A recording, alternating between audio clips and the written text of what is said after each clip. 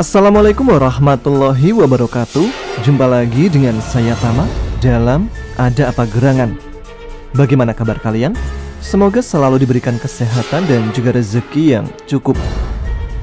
Kita kembali di Ada Apa Gerangan 2, di mana di sini saya akan secara khusus membacakan kisah-kisah misteri bersambung. Dan kali ini dalam segmen AAGC 2 siang-siang yang tayang pada siang hari untuk menemani aktivitas siang hari kalian. Kali ini ada cerita kiriman dari Mas Rashid.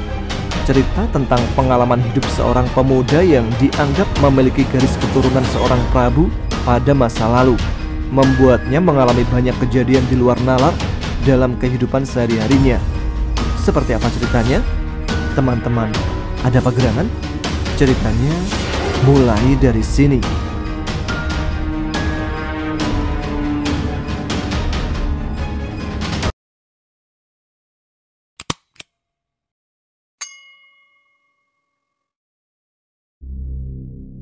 Bel istirahat membolehkan kami untuk keluar dari kelas. Saya bersama keempat teman baik saya langsung ke tempat biasa kami berlima nongkrong di kantin. Masing-masing teman saya sudah memesan. "Abang ganteng, mau pesan apa nih? Biar gue yang pesenin sekalian," tanya Rio ke saya sambil mengedipkan mata beberapa kali. Saya yang memang dari awal keluar kelas berubah pendiam hanya menanggapinya dengan senyuman getir. "Jaelah, lagi cool amat bang ganteng. Harusnya yang bete itu Rio, yang habis dapat tanda tangan spesial dari Bu Irma di pipinya tadi," timpal Joni. Randy dan Mail menyambut gurauan Joni dengan tertawa. Rio yang hanya bisa tersenyum kecut langsung pergi menuju meja pesanan kantin. "Men, lu ngerasain kita lagi diliatin sama orang lain gak sih?" tanya saya tiba-tiba. Perhatian Joni, Randy dan Mail pun teralihkan. Mereka menyusuri pandangannya ke setiap sudut kantin. "Iya mam, bener kata elu. Tapi perasaan gua mereka liatinnya ke arah elu dah, bukan ke gua pada," saut Randy. Mail pun mengiyakan perkataannya. Beberapa pasang mata memang menatap ke arah kami.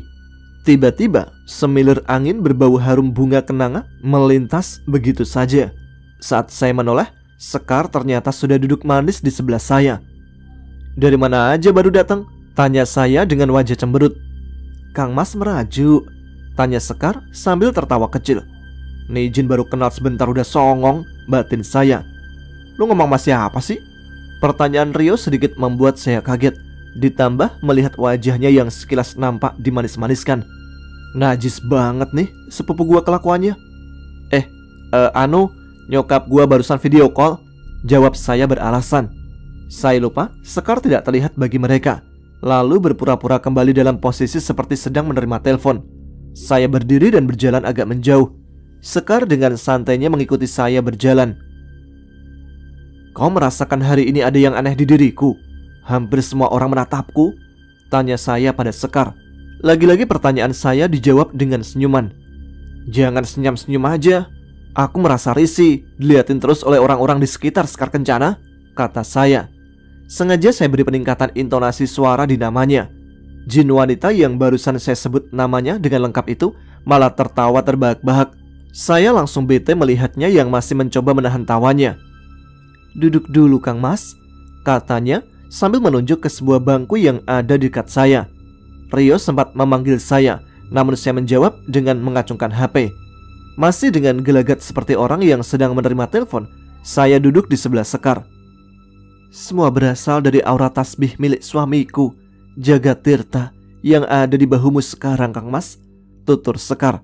Saya yang tidak mengerti akan apa yang dia ucapkan barusan hanya bisa memberinya sebuah tatapan penuh tanda tanya. Aku tahu betul tasbih tersebut kekuatannya sangat tinggi karena berasal langsung dari tanah suci. Ditambah tasbih itu memang yang selalu menemani zikir mendiang suamiku, jelas Sekar ke saya. Tatapan saya yang masih belum paham betul akan penjelasan Sekar seakan memintanya untuk bercerita lebih jauh. Sekar mendengus sebal, lalu menarik wajah saya hingga menghadap langsung ke wajahnya. Lagi-lagi jantung saya berdegup kencang saat menatap wajah cantik nan ayu yang saat ini berada hanya berjarak sejengkal. Manusia yang di tubuhnya telah tertanam benda gaib dengan aura yang kuat, maka aura manusia itu pun akan terpancar dan sampai ke orang lain.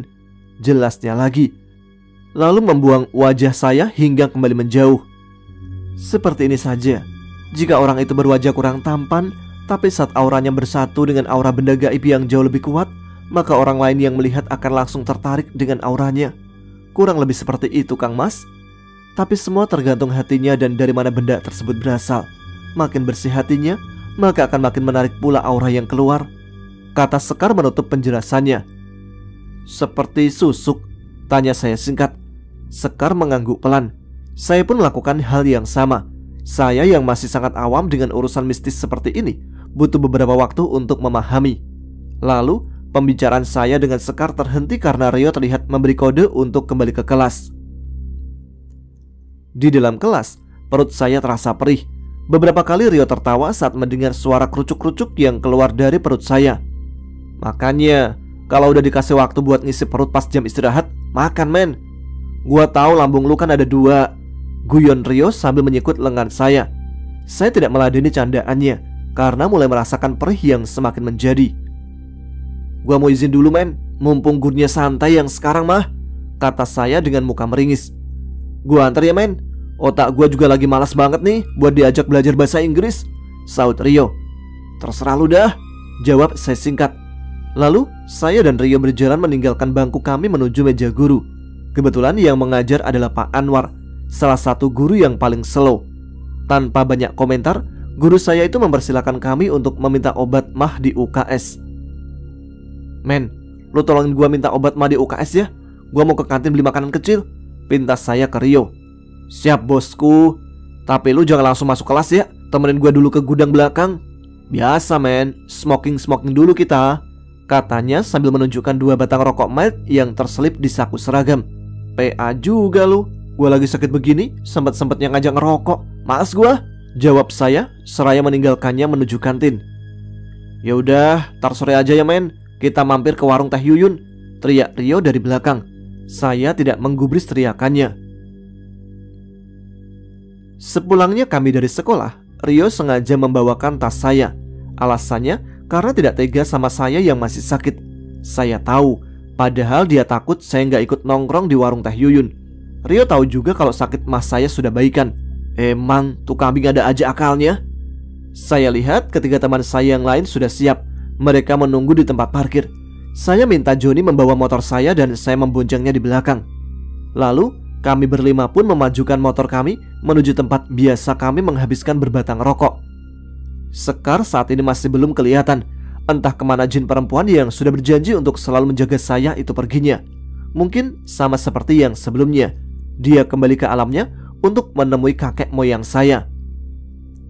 Teh, bikinin kopi susu 2 ya, kata Rio sambil meletakkan helm spotnya di atas meja warung Teh Yuyun. Gua teh tawar anget aja men, ucap saya. Randy, Joni dan Mail memesan juga minumannya. Saya sempat melirik Teh Yuyun yang juga sedang mencuri-curi pandang ke saya. Beberapa kali dia nampak melempar senyumannya. Saya yang awalnya tidak merasakan kejanggalan apapun pada sikap wanita yang kira-kira berumur 30 tahunan itu, mulai sedikit risih. Tar malam keluar yuk guys. Kemana kek? Besok kan libur, seru Joni dengan tiba-tiba. Kerokan aja yuk, di Invis the Mall, ajak Rio. Dia memang menyebut karaokean dengan kerokan. BL aja, udah lama kita nggak main BL, saut Randy. Kalau BL gua nggak ikut, haram, banyak cabenya, gurau Mail sambil mencomot sepotong tahu goreng isi tauge. Gua nggak ikutan dulu ya men, perut gua masih kurang enak nih, timpal saya. Kalau nggak enak, jangan lu telan mam, lepain aja, ejek Rio. Ngehe lu, kata saya sambil menendang kakinya dengan pelan. Ini minumannya ya, untuk Kang Imam yang ganteng belakangan ya. Teteh kehabisan stok tehnya nih, ucap Teh Yuyun sambil meletakkan beberapa gelas minuman pesanan kami. Saya sempat kaget melihat Teh Yuyun mengedipkan matanya sebelum masuk lagi ke dalam warungnya. Nambah lagi fans lu 1 men, ucap Rio yang sepertinya juga melihat perbuatan Teh Yuyun barusan. Saya tersenyum nyinyir mendengar candaannya. Tidak tahu mengapa, hari ini selera humor saya dari pagi mendadak lenyap. Tiba-tiba Sekar muncul dan melayang di samping Teh Yuyun yang sedang berjalan keluar dari warungnya sambil membawa teh hangat pesanan saya yang sedikit terlambat.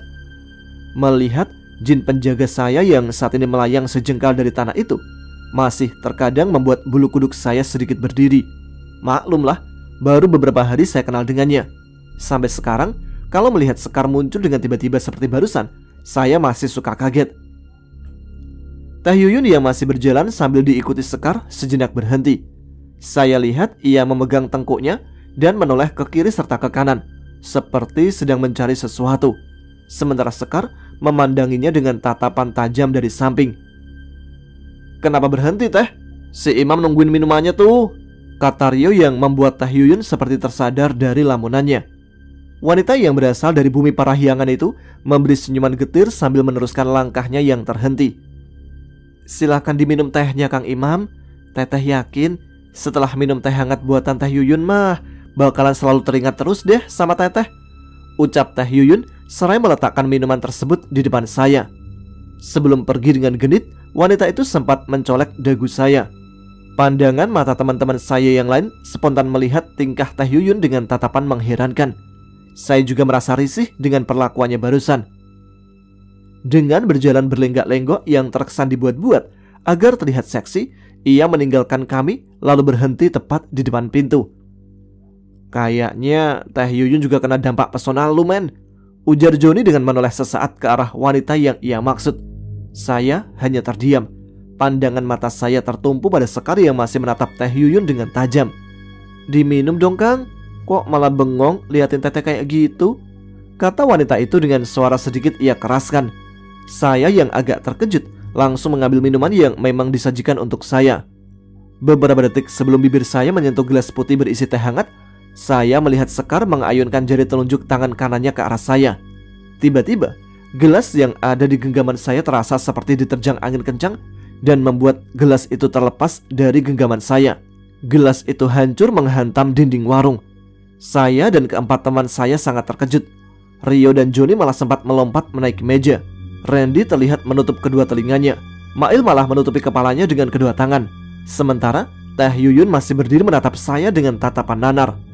"Air minum yang ada dalam gelasmu sudah dikotori oleh ilmu pelet wanita tengik ini, Kang," ucap Sekar. Sisa rasa terkejut yang masih saya rasakan akibat insiden aneh barusan bertambah setelah mendengar ucapan Sekar.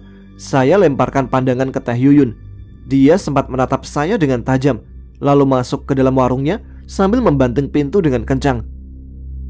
"Bolehkah aku memberi wanita itu sedikit pelajaran, Kang Mas?" tanya Sekar yang sudah berada di samping saya, duduk di antara saya dan Rio. "Tidak usah sekarang, Sekar. Masih ada teman-teman saya di sini," jawab saya dalam hati. "Lu sengaja lempar tuh gelas, men?" tanya Rio tiba-tiba sambil menggeser duduknya ke dekat saya. Sekar langsung melayang berpindah tempat sebelum dirinya tersentuh oleh Rio. Saya sempat memandangi teman-teman saya berusaha mencari alasan yang tepat. "Air tehnya terlalu panas. Gua kaget, makanya gua gak sengaja lemparin tuh gelas. Abisnya panas banget, men," jawab saya, lalu memunguti pecahan beling yang berserakan. "Ya gak usah ke tembok juga lemparin tuh gelasnya, Mam. Jantung gua ambil copot tadi," ucap Joni sembari mengelus-elus dadanya. Akibat insiden tersebut, Teh Yuyun tidak keluar dari dalam warungnya hingga kami berlima pulang. Kata Rio, mungkin wanita itu ngambek. Mungkin saja, tapi gua gak mau ambil pusing. Saya hanya heran kenapa wanita yang selama ini dikenal baik dengan kami semua tiba-tiba berniat memelet gua. Ini pasti ada hubungannya dengan aura tanpa kasih yang sempat dikatakan Sekar. Beberapa hari ini memang terasa aneh buat saya. Banyak perubahan yang saya rasakan, terutama dengan lawan jenis. Banyak sekali nomor-nomor baru yang muncul di HP saya. Ada yang sekedar menyapa singkat dengan kata hai, halo, boleh kenal nggak, dan sebagainya. Bahkan ada yang langsung to the point nembak saya. Yang lebih parah lagi, Teh Yuyun pemilik warung pengkolan sempat WA saya untuk datang ke warungnya pada jam 11 malam. Mau ngapain coba? Untung Iman dan Imin gua kuat.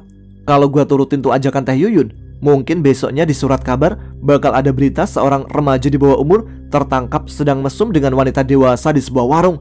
Ih, saya merinding membayanginya. Karena hal itu pula, akhirnya saya meminta Sekar untuk menutup aura tasbih yang tertanam di bahu saya dengan kesaktiannya. Awalnya Sekar sedikit ragu, namun setelah mendengar segala keluh kesah saya, dia pun menyanggupinya.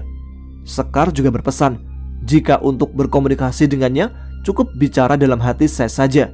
Saya pun setuju karena saya nggak mau dicap sebagai anak SMA yang aneh dan suka bicara sendiri. Hari ini Sabtu pagi, sekolah saya tetap masuk, tapi hanya menjalankan kegiatan ekskul. Tidak ada kegiatan belajar mengajar. Saya dari pagi sudah nongkrong dengan Joni di pos satpam, menemani Mang Iip menikmati kopi hitamnya. Rio sudah memberi kabar ke saya lewat WA kalau dia absen hari ini karena ikut ayahnya menjenguk saudara ibunya yang sakit. Saya sama Rio ikutan ekskul futsal karena silat belum menjadi salah satu ekskul di sekolah saya. Kalau Rio, alasannya ikut ekskul futsal karena doi ngincar anak futsal cewek yang bernama Intan. Joni tetap ikut ekskul karate. Bahkan dia sudah menjadi asisten pelatih ekskul karate. Randy dan Mail yang sedikit berbeda. Randy mengikuti ekskul paskib dan Mail yang ayahnya seorang ustadz bergabung di ekskul rohis. Mang Iip emang udah lama jadi satpam di sini? Tanya Joni. Saya yang sedang main HP sempat menoleh ke arahnya. Yang ditanya sempat meneguk kopi hitamnya yang masih mengepulkan asap. Lalu sebatang rokok ia keluarkan dan mulai ia nikmati tiap tarikan nafasnya. Dari masih sebuah lahan kosong yang kata orang sini dulunya adalah kuburan. Mamang udah kerja di sini, John, jawab laki-laki yang usianya mungkin sudah mencapai setengah abad itu. Kuburan? Masa sih, Mang? Tanya Joni tak percaya. Mang Iip mengangguk lalu membuang asap rokoknya perlahan. Saya keluar dari aplikasi FB yang sempat saya buka barusan, lalu mencoba ikut ke dalam obrolan mereka. Sementara Sekar gak tahu deh kemana perginya. Dari subuh saya nggak lihat dia nongol. Tiba-tiba bau harum bunga kenanga menggelitik hidung saya. Saya tahu siapa yang datang. Saya lihat Sekar sudah nangkring di atas atap pos satpam tempat kami mengobrol. Dari mana? Tanya saya pada Sekar dalam hati. Jin wanita itu menoleh ke arah saya sesaat. Aku barusan menemui Ki Sabdo, penguasa bagian utara daerah ini. Ada suatu hal yang harus disampaikan oleh kakek moyangmu kepadanya, katanya menjelaskan. Saya hanya mengohkan jawabannya. Mamang sudah sering diganggu jika sedang jaga malam. Ucapan Mang Iip langsung membuat saya kembali mengalihkan perhatian ke arahnya. Serius, Mang? Tanya Joni lagi. Kali ini tatapannya tak berkedip. Saya juga menunggu jawaban dari Mang Iip. Kembali laki-laki itu menghisap rokoknya yang tinggal setengah. Semalam ada orang yang mampir ke pos dan bertanya tentang alamat rumah saudaranya. Awalnya Mamang yang sedang asik nonton bola cuman bilang untuk menunggu sebentar. Nah, pas Mamang nengok, yang Mamang lihat hanya ada badannya saja tanpa kepala, ucap Mang Iip. Terus Mamang lari atau gimana? Tanya saya kali ini. Mang Iip menggelengkan kepalanya. Saya mengerutkan dahi. Widih, nyali Mang Iip gede juga ya, puji Joni. Mamang gak lari, cuma pingsan dan besoknya baru sadar dibangunin Pak Ilham, guru olahraga. Ucap Mang Iip spontan membuat saya dan Joni tertawa. Kirain gak lari karena berani, gak taunya pingsan, ejek Joni. Saya dan Mang Iip kembali tertawa bersamaan. Beberapa orang siswa terlihat memasuki gerbang sekolah. Ada Vini juga yang tampak sedang berjalan dengan teman perempuannya. Dia sempat melirik ke atas pos satpam lalu melempar senyum ke arah saya. Saya membalasnya dengan senyuman juga. Lalu Vini berbisik kepada temannya. Mereka terdengar tertawa kecil lalu pergi ke arah sekumpulan anak-anak anggota Cheers. Saya lihat Sekar menatap Vini kemudian melayang turun ke samping saya. Ada beberapa orang yang memiliki kemampuan seperti kamu, Kang Mas, kata Sekar sambil tetap menatap ke arah anak-anak Cheers. Saya menoleh ke arahnya. Maksudmu kemampuan untuk melihat hal gaib? Tanya saya dalam hati karena masih ada Mang Iip dan Joni. Sekar mengiyakan pertanyaan saya. Gadis yang barusan tersenyum kepadamu ada salah satunya, Kang Mas, ucapnya dengan nada dingin. Kenapa saya merasa ada sedikit kecemburuan dalam kalimat Sekar ya? Badan saya masih berkeringat sehabis berlatih futsal. Saya sengaja duduk di bawah pohon mangga yang ada di dekat lapangan futsal. Di sini agak terbuka, banyak angin yang berhembus yang membantu menghilangkan gerah saya. Kedua kaki sengaja saya luruskan untuk mencegah varises. Saya menggoyang-goyangkan kaki saya perlahan sambil melihat Joni yang masih berlatih dengan teman-temannya. Hei, aku ganggu nggak? Ucap seseorang mengagetkan saya. Vini yang sudah berseragam Cheers sekolah saya sudah berdiri dengan tersenyum manis. Vini, enggak kok, enggak ganggu, jawab saya dengan hati berdesir. Minum nih, Aku bawa 2, katanya lagi sambil menyodorkan sebotol air mineral lalu duduk di samping saya. Saya sempat melirik ke arah Sekar yang saat itu sedang memperhatikan saya juga. Wajahnya terlihat berubah sedikit masam. Lalu dengan tiba-tiba dia melayang pergi meninggalkan pohon kelapa yang ada di depan ruang guru tempat ia tadi bertengger. Cantik ya? Ucap Vini setengah mengagetkan saya. Siapa? Tanya saya penasaran. Yang barusan terbang dari pohon kelapa sana, jawab Vini seraya mengalihkan pandangannya ke tempat yang ia maksud. Saya mengerutkan dahi. Apa benar Vini juga bisa melihat hal gaib lewat mata batinnya, seperti yang diucapkan Sekar tadi pagi? Tanya saya dalam hati. Kok malah bengong? Keberatan ya aku duduk di sini? Tanya Vini sambil berdiri. Bukan kok, gua suka. Maksud gua nggak keberatan lo duduk di sini. Jawab saya dengan kikuk. Tanpa sengaja, tangan saya sudah memegang lengan kirinya Vini. Tatapan kami saling bertemu. Vini sempat mengarahkan tatapannya ke arah pegangan tangan saya. Saya dengan polosnya malah mengikuti kemana pandangan Vini tertuju. Begitu sadar, tangan saya masih memegang lengannya. Dengan cepat, saya lepaskan pegangan tangan saya itu dan langsung mengambil sebotol air mineral yang tadi diberikan oleh Vini, lalu menghabiskan isinya. Saya sempat melirik Vini yang tersenyum. Saya membuang nafas yang beberapa saat terhalang oleh masuknya air minum. Vini tertawa kecil. Buset dah, pengen gue langsung cipok aja nih cewek. Kamu tuh lucu ya. Aku kira pendiam, nyatanya beda, asik malah. Saya hanya menggaruk-garukkan kepala saya yang tidak terasa gatal setelah mendengar ucapan Vini, sambil tersenyum gak jelas. Sesaat kami berdua terdiam. Suasana kembali terasa kaku. Tidak terasa, kami memanggil nama masing-masing secara bersamaan. Kami saling memandang sesaat lalu tertawa bebarengan. Kamu duluan deh, ucap Vini masih dengan wajah merona dan sedikit masih tertawa kecil. Saya yang sudah berhenti tertawa berdiam diri sebentar lalu mulai berbicara lebih serius. Lu bisa melihat mereka? Vini terdiam sekejap. Pandangan matanya terfokus melihat teman-temannya yang sesama cheers. Aku bisa merasakan kehadiran mereka dan juga melihat mereka sejak kecil, ucapnya dengan nada datar. Ada sekelumit penolakan di suaranya. Saya kembali terdiam. Pandangan saya yang awalnya terpusat pada sosok Vini harus saya lemparkan ke arah Joni yang barusan memanggil nama saya. Nanti sore hubungin aku ya mam, ucap Vini sambil berdiri. Matanya sempat melirik ke sebuah kertas kecil yang sepertinya sengaja ia letakkan di samping saya.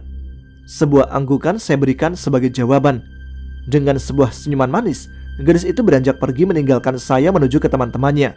Saya mengambil kertas tersebut dan membukanya. Sederet nomor handphone yang tertera. Vini, gua padamu pokoknya. Jam 11 saya sudah ada di rumah. Memang sengaja saya pulang lebih awal dari kegiatan ekskul futsal. Saya terpaksa berbohong pada Joni yang mengajak nongkrong di warungnya Teh Yuyun. Saya beralasan akan mengantar adik saya Ayu ke tempat les barunya. Padahal sebab utama kenapa saya harus berada di rumah sebelum zuhur adalah karena teringat pesan Sekar dan juga malas jika harus melihat Teh Yuyun lagi. Di dalam rumah akan jauh lebih aman bagi saya. Tidak akan ada satupun makhluk gaib yang berniat jahat yang berani mendekat ke rumah saya, karena Sekar telah memagarinya. Kekuatan Sekar untuk menutupi mata batin saya akan hilang seiring berkumandangnya azan. Ngomong-ngomong, kemana perginya jin wanita penjaga gua itu ya? Semenjak melihat gua bersama Vini, dia seolah hilang tertelan bumi. Saya makan siang bersama ayah dan ibu saya di ruang makan. Ayu, adik saya itu sedang ikut tante Septi ke rumahnya. Ayah saya yang seorang pegawai negeri sipil di sebuah kementerian yang mengatur bidang keagamaan memang libur hari Sabtu dan Minggu. Itu pun jika dia tidak sedang ada tugas dinas keluar. Saat makan siang, ayah selalu bertanya perihal sekolah saya. Saya pun selalu menjawab dengan jawaban seadanya. Saya memang tidak terlalu dekat dengan ayah karena beliau jarang ada di rumah. Tapi bukan berarti saya tidak menyayanginya. Bagi saya, ayah tetap selalu menjadi figur panutan saya sampai kapanpun juga. Imam sayang ayah, semoga Allah memberikan tempat yang mulia buat ayah di sisinya. Ini salah satu kenangan gua dengan ayah. Tiba-tiba HP saya yang saya letakkan di samping piring makan saya berdering. Saya yang pada saat itu sedang mencoba mengambil sepotong ayam sebagai lauk untuk porsi yang kedua langsung berusaha mengambilnya. Tapi sayang, ayah dengan cepat melakukan hal yang sama.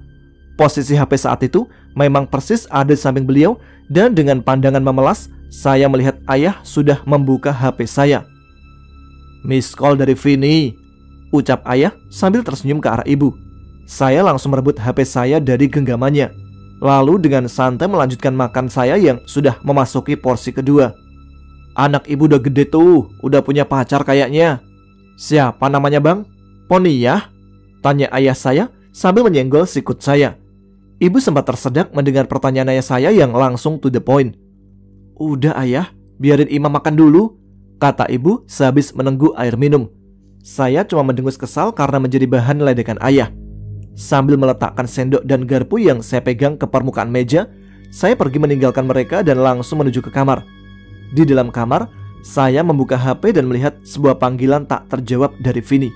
Segera saya balas menelponnya. "Jir," maki saya begitu yang menjawab adalah operator yang dengan sabar selalu menyarankan untuk mengisi pulsa lebih dahulu sebelum melakukan panggilan. Saya lempar HP saya ke atas kasur. Kalau ke lantai bisa pusing kepala gua. Secara itu satu-satunya HP yang gua miliki.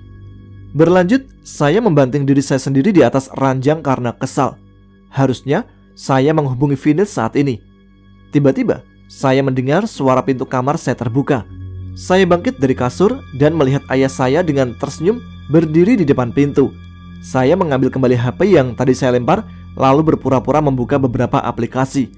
Ayah berjalan menghampiri, lalu duduk di sisi ranjang, persis di samping saya yang terbaring. "Abang kesal sama ayah," katanya sambil membuka HP. Sebuah nada pesan yang sudah diterima memang terdengar dari HP-nya. Beliau membuka pesan tersebut lalu menutupnya tanpa membalas. "Namanya Vini ya, bukan poni. Emangnya kuda," kata gua masih berpura-pura sibuk dengan HP. "Iya, ayah cuma bercanda kok bang. Tumben banget kamu lagi sensi. Apa benar-benar lagi suka sama yang namanya Vini?" tanya ayah lagi. Saya masih sibuk main game di HP saya. Sepatah kata pun saya tidak katakan sebagai jawaban dari pertanyaan beliau. "Usia kamu masih terlalu muda untuk mengerti cinta bang. Kenal dan suka ke lawan jenis itu sangat wajar. Tapi jangan sampai sekolah kamu terbengkalai nantinya. Tetap yang namanya hati-hati dalam bergaul harus nomor satu bang," nasihat ayah. Saya sebenarnya mendengarkan dengan seksama apa yang barusan beliau nasihatkan. Tapi pikiran saya saat ini hanya terfokus ke pulsa HP. Dasar emang, guanya aja yang bandel. Lagi diceramahin malah mikirin pulsa. Imam, mau jadi apa lu nanti?" "Besok ayah berangkat diklat ke Bandung. Jaga ibu sama Ayu di rumah ya. Kalau si Item, Rio maksudnya. Ayah gue selalu memanggil keponakannya itu dengan sebutan si Item.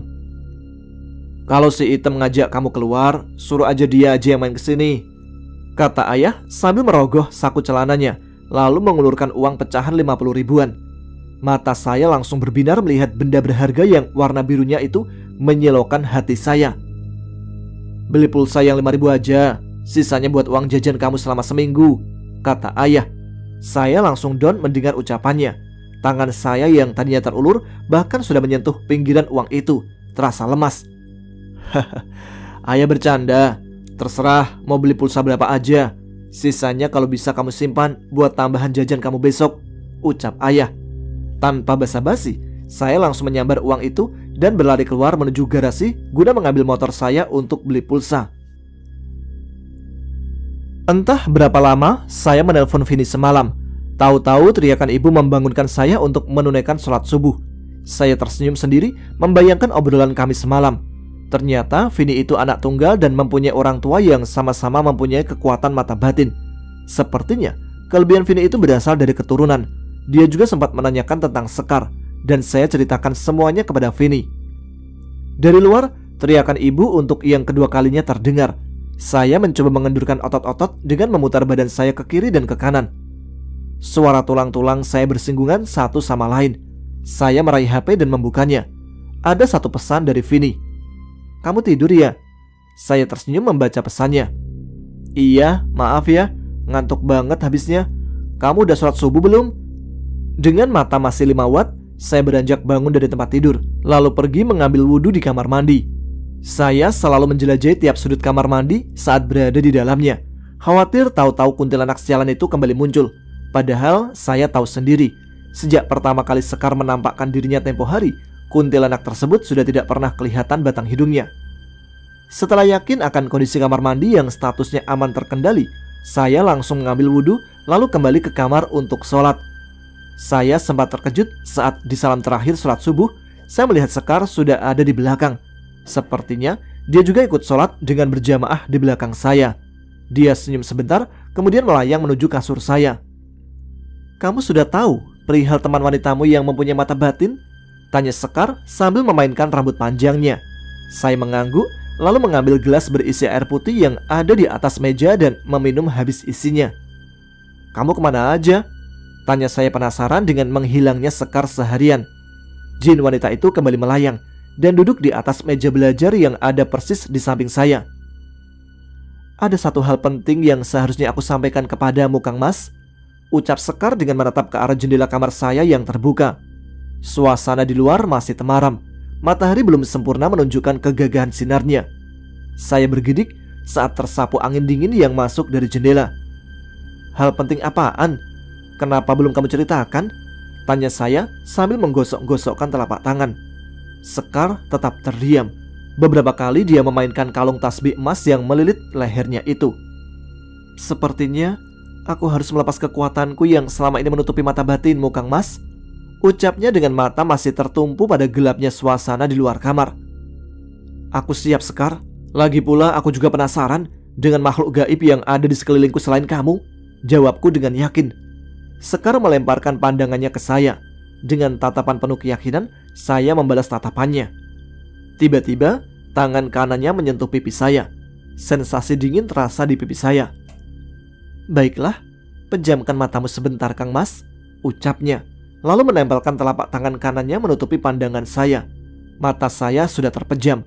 Sebuah hawa hangat perlahan mengalir dari tangan Sekar ke kedua mata saya. "Bukalah matamu, Kang Mas," bisik Sekar dengan lembut. Sedikit rasa pedih saya rasakan saat membuka mata. Saya melihat Sekar masih berdiri di hadapan saya dengan tersenyum. Pandangan saya terasa lebih terang. "Jadi seperti ini rasanya kalau mata batin udah terbuka?" tanya saya. Sekar mengangguk, kemudian melayang mendekati jendela. "Tunggu, yang ada di samping Sekar itu siapa? Yang sedang menatap saya dari luar jendela dengan kedua mata yang hanya terlihat bagian putihnya saja. Wajahnya nampak tak asing, bahkan sering saya lihat saat menonton film horor. Wajah gosong yang terbalut kain putih yang terikat berkuncir di atas kepalanya. Itu kayak pocong," gumam gue dengan suara pelan. Pocong?" Pipi saya seperti ditepuk-tepuk seseorang. Saya membuka mata perlahan.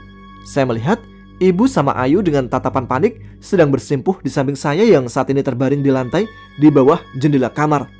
Saya mencoba bangun dengan bantuan ibu dan Ayu, lalu beranjak untuk duduk di atas pinggir tempat tidur. "Abang kenapa? Tadi teriak terus pingsan. Bikin ibu khawatir aja. Abang sakit?" kata ibu sambil menempelkan telapak tangannya di kening saya. Saya hanya menggeleng. Saya melihat Sekar sedang duduk di atas meja belajar dengan senyum meledek. "Imam tadi kepleset, Bu," jawab saya beralasan. "Ya Allah, kepala kamu gak apa-apa, Bang?" ucap ibu dengan nada panik sambil meraba-raba belakang kepala saya. Ayu juga tampak khawatir. Dia mencoba mengurut-urut paha saya. "Imam gak apa-apa kok, Bu. Udah, ibu gak usah khawatir.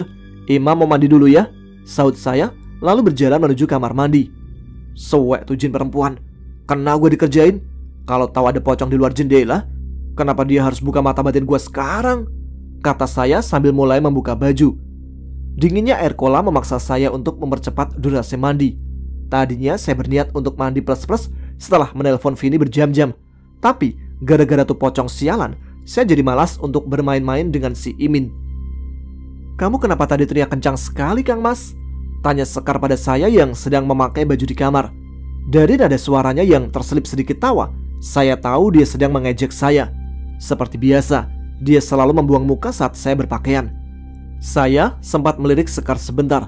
Lalu sebuah ide konyol muncul di otak saya yang hampir jenius. Saya yang masih berbalut handuk yang menutup bagian Imin memanggil Sekar. Jin wanita itu menoleh ke arah saya.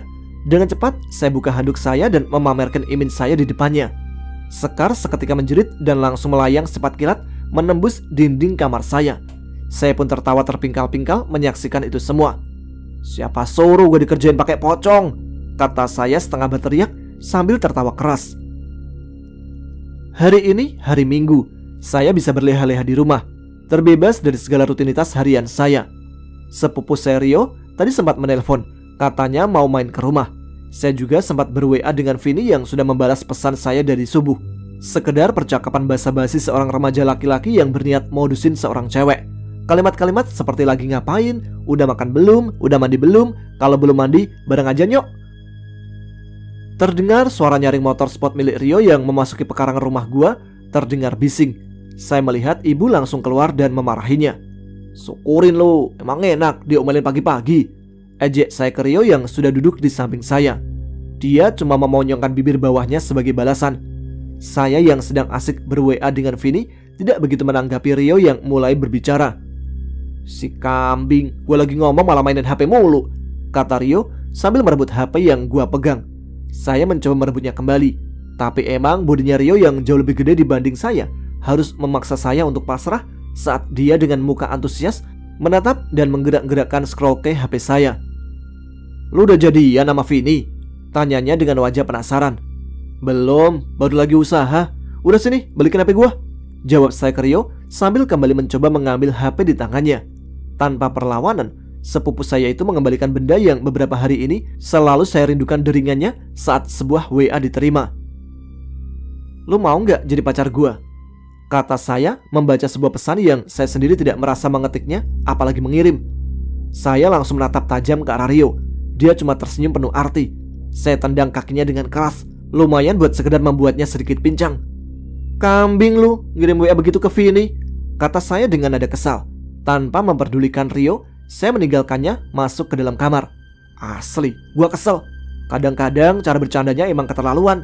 Kalau bukan sepupu, udah gua bikin tuh orang terkapar di tanah.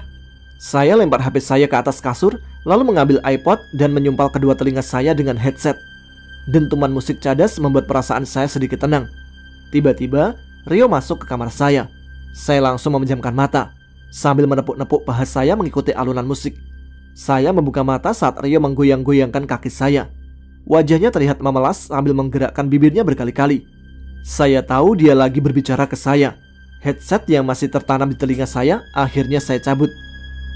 "Sorry men, bercanda gua," kata Rio dengan menyalakan sebatang rokok.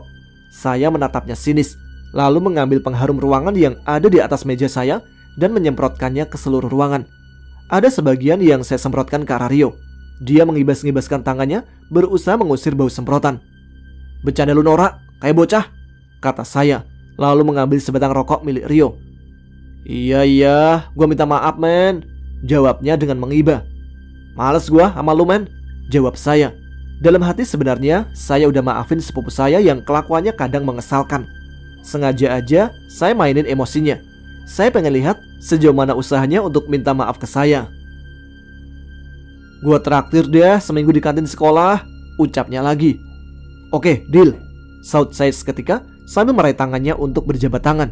"Anjir, cepet amat lu maafin gua," ucap Rio heran. Saya terkekeh mendengarnya. Lumayan lah, mulai Senin besok saya bisa makan sepuasnya di kantin selama seminggu.